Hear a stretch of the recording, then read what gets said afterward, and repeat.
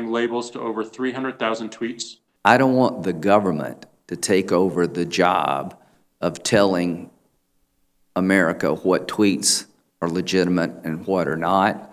I don't want the government deciding what content to take up and put down.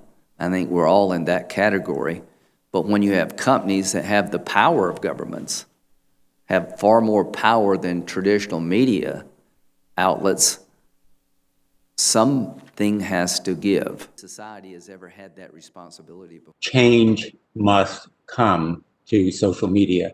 The fact is, we meet today in an unprecedented and precarious moment in American history.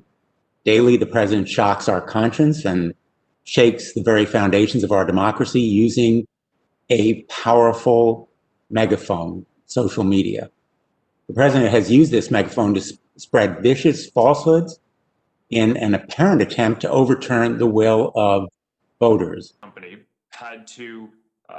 We focus on addressing attempts to undermine civic integrity, providing informative context, and product changes to encourage greater conversation.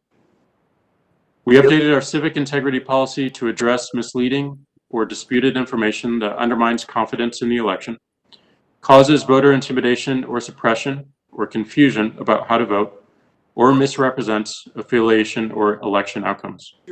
Last month's hearing, I spoke about the role. More than a year ago, the public asked us to offer additional context to help make potentially misleading information more apparent. We did exactly that, applying labels to over 300,000 tweets from October 27th to November 11th, which represented about 2.2% of all US election-related tweets. We also changed how our product works in order to help increase context and encourage more thoughtful consideration before tweets are shared broadly.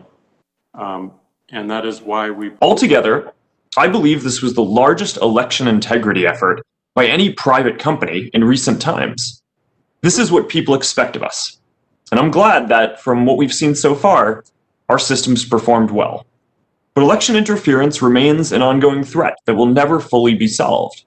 So we continue to improve with each election, as well as other areas. I believe we are well overdue to update the rules for the internet around content, elections, privacy, and data portability. There are important questions here, including who should be responsible for what people say online.